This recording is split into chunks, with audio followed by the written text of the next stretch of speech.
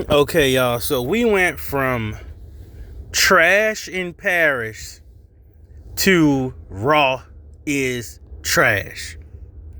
So September 1st. So Labor Day, Raw in Paris, trash. So I'm not even going to give y'all like a 1000% review. I'm going to try to skim through this and not waste y'all time. So basically, you got Jey Uso, LA Knight, and you got they accepted a tag match from Bronson Reed and Braun Breaker. And Bronson Reed said something like, "You all yeet, no skeet," or something like that. Like something dumb. Like he trying to say they old as hell. Then, they accepted it. We moving on. Okay. Now, the Kabuki Warriors versus Raquel and Roxanne, that actually went, I'm going to say it was tough. I'm not going to say it was mid. It was tough. Asuka got Roxanne Perez to tap out. Kairi Sane hit the insane elbow to the outside of the ring. For some reason, she is not doing it inside the ring. I guess it just takes a lot on the body. She is getting a little older. The great thing about it, she has the best elbow drop in wrestling history. People might want to talk about Macho Man and all of that stuff. Nah. Kairi Sane has the best elbow drop in wrestling history. She just can't do it the way she used to do it. She would turn like 90 degrees in midair and land that elbow inside of you. Like she would basically make a J shape with her body and do it. But, if y'all want a skippable Raw, go ahead and watch that match and then you could probably turn the rest of this crap off. JD McDonough,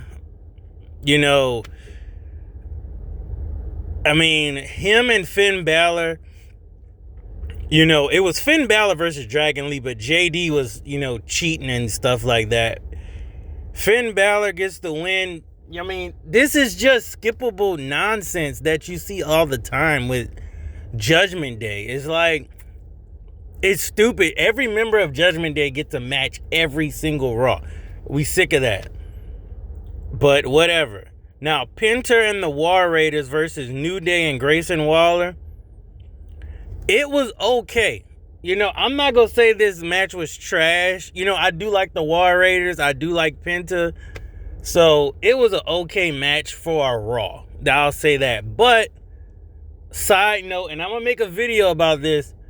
Why is Penta in, like, the mid-card? I thought Penta was working his way up to actually, do something with his career. Essentially, Penta is just in the mid card.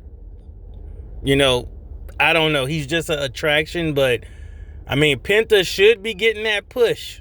Dominic Mysterio and AJ Styles. Dominic wins his match. He gets El Grande to help him out. Of course. Man, just think about it. You got Judgment Day, Dominic, Judgment Day women's match, Finn Balor, Judgment Day. It's like, god damn. It's like, y'all don't have no other superstar. Like, Judgment Day should take up one slot on Raw. Y'all have other superstars, man. But whatever. Dominic is okay. AJ Styles is okay, but we tired of seeing this. Okay, and then Becky Lynch and CM Punk have a little something in the ring, and Becky Lynch slapped him multiple times. Are they going to bring AJ Lee back, or are they going to fumble this bag and, make it be Bayley? Because trust me, Bayley tweeted something about this. I'm telling you, if AJ Lee doesn't come and we get Bayley and CM Punk, man, Triple H fumbled that bag. Like, I don't know if AJ Lee wants to come back, I mean, usually wrestlers don't like to leave the business. But if AJ Lee comes back, okay, what now though? Is she going to come back and be part-timer? Or is she going to come back just for this like little setup to a PLE and then nothing? I think they want to go with somebody who's wrestling full time. That's why I'm thinking it's going to be Bayley. For some reason, I have a feeling in my gut that it's going to be Bayley. I don't think it's going to be Roxanne. I don't think it's going to be Rhea. Keep those two in mind, though, but it might be Bayley, which is horrendous. Nothing against Bayley, though. Then Braun Breaker and Bronson Reed defeat Jey Uso and LA Knight. I'm going to just give them a shout out. Y'all fought Sunday and y'all wrestled Monday. That was about it. Now we're going to get Jey Uso and Jimmy Uso versus Braun Breaker and Bronson Reed. Now, let me just say this. This was supposed to be the match at SummerSlam. They had nothing for Roman. So they made Roman team up with Jey Uso. Now we're really going to get what we were supposed to get at SummerSlam. And Usos deserve to lose. That's all I'm saying. That's all I'm saying. And that was Raw, you guys. That was Raw, summed up in 6 minutes and 45 seconds. That's all you need to know about Raw. Raw was pure ASS. That's all I'm saying. Raw was pure ASS. It wasn't even a solid Raw. It wasn't a great Raw. It was trash in Paris all over again. Triple H is ruining wrestling on purpose. I'm telling you, he's ruining it on purpose. There's no way you come from the Attitude Era, and a little bit Triple H was in before the Attitude Era.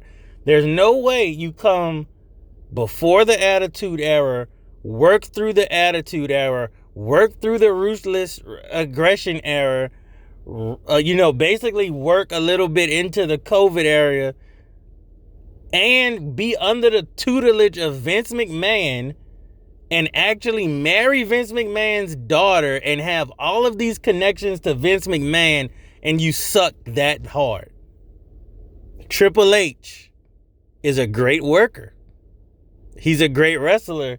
That's why he's doing this on purpose. But nevertheless, Triple H is ruining wrestling.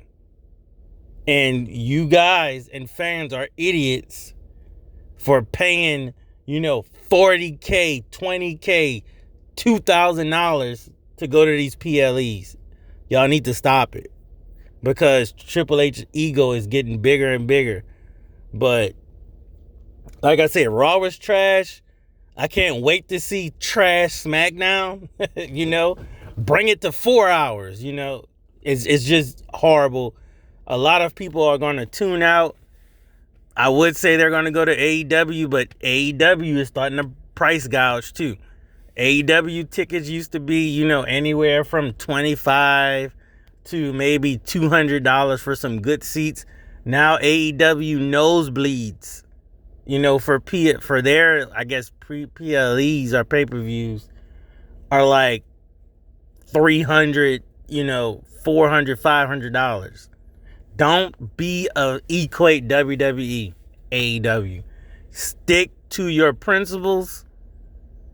If you make a cheaper product, and don't price gouge, you're going to take away all of WWE fans. That's all I got to say. Peace out. Raw is trash.